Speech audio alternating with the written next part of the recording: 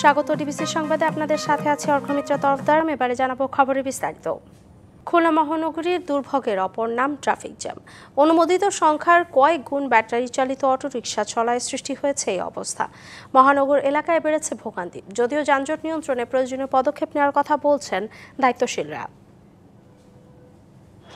2020 সালে খুলনা মহানগরীর সড়কে ব্যাটারি চালিত অটোরিকশা চলাচলের অনুমোদন নেন তৎকালীন মেয়র। যানজট বিবেচনায় সিটি এলাকায় 7,897টি লাইসেন্স দেওয়া হয়। তবে নিয়মনীতি তোয়াক্কা না করে অটোরিকশা চলছে 4 থেকে 5 গুণ। এর প্রভাবে প্রতিনিয়তই লেগে আছে যানজট। খুলনা সিটি সবচেয়ে বাংলাদেশের সবচেয়ে সুন্দর শহর, যানজট মুক্ত শহর। সেই শহরে অনেক জ্যাম। মনে করেন বিগত 2 বছর 5 বছর আগে এটা ছিল না। 3 হুইলার যে গাড়িগুলো যত্রতত্র ব্যবহারের একটা এতে তো যানজট হবেই। তাদের নাই কোনো প্রশিক্ষণ, তারা যার যেমন ইচ্ছা চালাচ্ছে। দুর্ভোগের বিষয়টি বিবেচনায় নিয়ে নগরে অটোরিকশা চলাচল নিয়ন্ত্রণের কথা বলছেন নাগরিক সমাজের প্রতিনিধিরা। ট্রাফিক যে কাজ করছে কিন্তু সে প্রত্যাশিত কাজগুলো তারা কিন্তু করতে পারছে না, যে কারণে যে এখন গ্রামের ফিটনেসবিহীন গাড়ি, লাইসেন্সবিহীন গাড়ি তারা কিন্তু শহরে এসে প্রচণ্ডভাবে যানজট সৃষ্টি করছে। এমন পরিস্থিতিতে যানজট নিয়ন্ত্রণে পরিকল্পনা বাস্তবায়নের কথা জানাচ্ছে স্থানীয় প্রশাসন।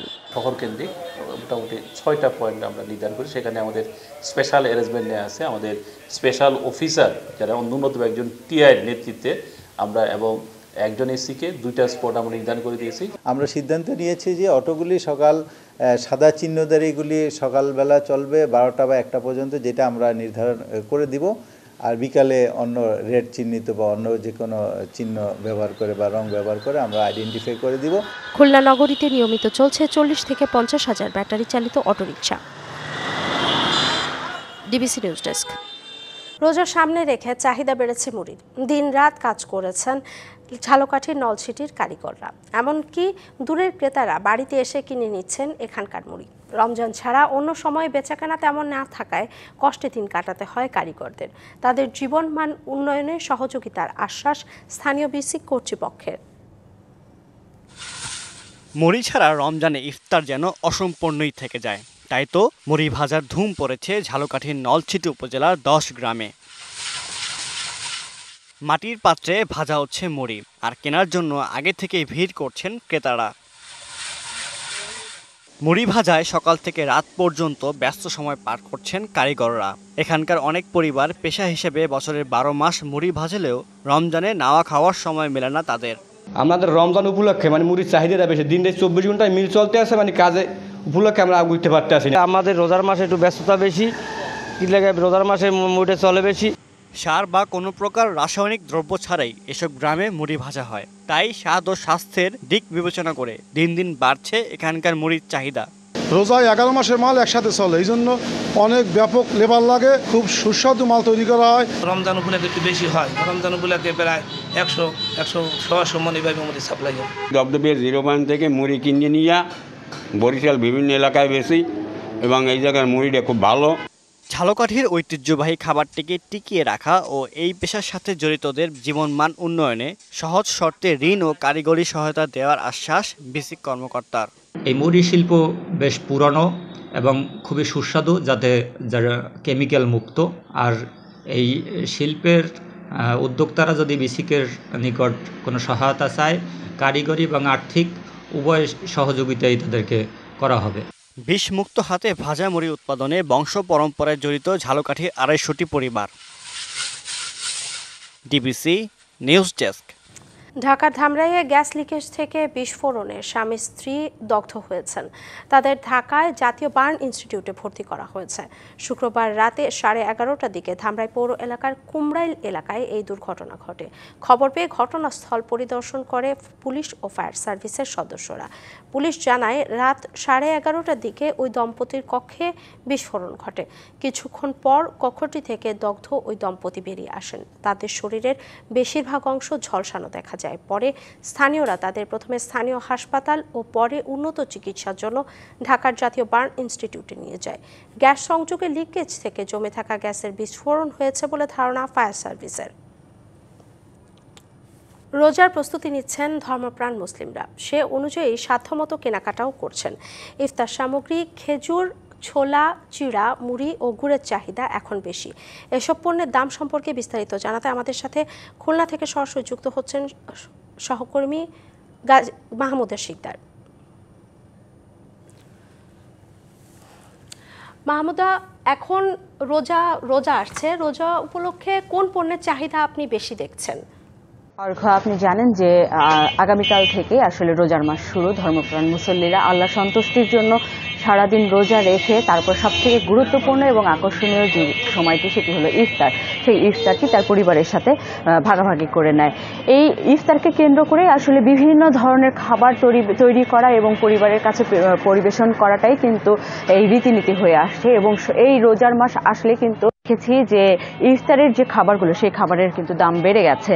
আমরা আজ সকালে গাজীপুরের যে বাজারগুলোতে এসেছি, এখানে আমরা কিন্তু দেখেছি যে ছোলার ডাল সেটা 110 টাকা করে কেজি এবং তার পাশাপাশি খিচুড়ির ডাল কিন্তু এখনো 115 টাকা করে দরে বিক্রি করছে। এবং তার পাশাপাশি চিনি আছে, লাল চিনি, সবগুলোই কিন্তু আসলে বিক্রি করছে সেই আগের যে রেট সেই রেট আছে।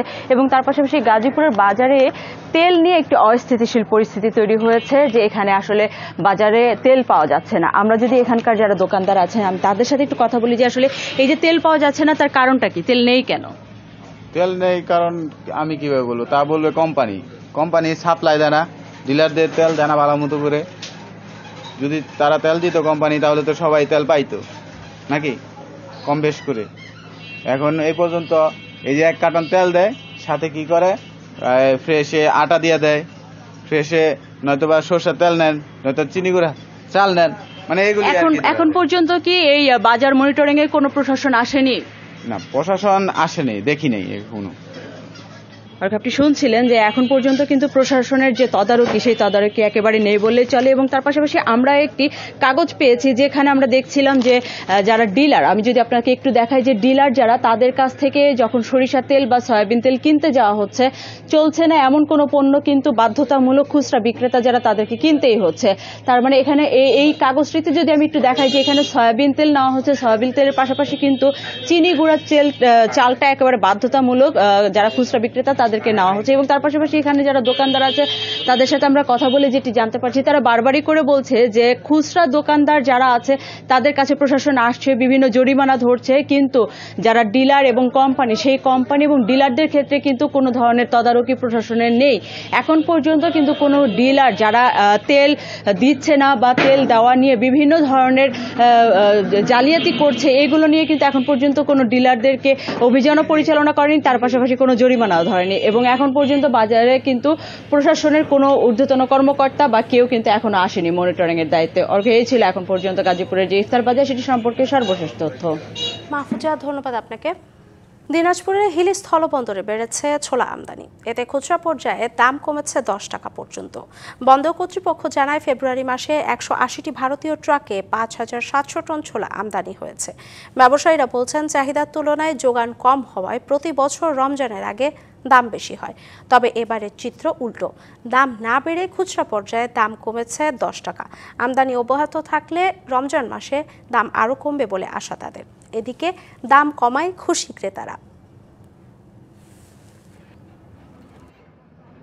গত সপ্তাহে ছোলা বুট ছিল 98-99 টাকা, এখন 93-94 পাওয়া যাচ্ছে। 96 টাকা 97 টাকা পাইকারি হচ্ছে, ওটা 100 টাকা কেজি খুচরা বাজারে বিক্রি হচ্ছে। রমজানের জন্য প্রচুর চাহিদা ছোলা বুটের, আর প্রচুর মাল গাড়ি ঢুকিচ্ছে, ইম্পোর্ট হচ্ছে। এখন আগের বাজার থেকে এখন 2-3 টাকা বাজার কমেছে। ছোলার উপরে কোনো সরকারি ডিউটি নাই, আমদানি হওয়ার পরে সাথে সাথে দ্রুততার সহিত এক্সামিন সম্পন্ন করে পণ্যগুলো আমরা শুল্কায়ন সম্পন্ন করতেছি। দীর্ঘ 2 মাস চলমান যুদ্ধ বন্ধ থাকলেও মিয়ানমার থেকে বোমার বিকট শব্দে টেকনাফ সীমান্তে ফাটল ধরেছে বাড়ির দেয়ালগুলোতে। এ নিয়ে আতঙ্ক বিরাজ করছে সীমান্তবাসীর মধ্যে। শুক্রবার 12:15টায় মিয়ানমারের ওপার থেকে থেমে থেমে 2টি বোমার বিকট শব্দে টেকনাফ সীমান্তের বাড়ির দেয়ালে ফাটল ধরে। দীর্ঘদিন পর বোমার শব্দে আতঙ্কে টেকনাফবাসী। স্থানীয় ইউপি সদস্য এনামুল হক জানান, টেকনাফের নাজিরপাড়া সীমান্তে নাফ নদীর ওপারে মিয়ানমারের মংডু টাউনের সুদাপাড়া ও নাপিতের ডেল এলাকা থেকে আকস্মিকভাবে পরপর 2টি বিকট শব্দে বিস্ফোরণের শব্দ পাওয়া যায়। এদিকে টেকনাফ উপজেলার হোয়াইকং ইউনিয়ন থেকে শাহপুরী দ্বীপে 54 কিলোমিটার নাফ নদীতে বিজিবি ও কোস্টগার্ডের সদস্যরা প্রতিনিয়ত টহল দিচ্ছে।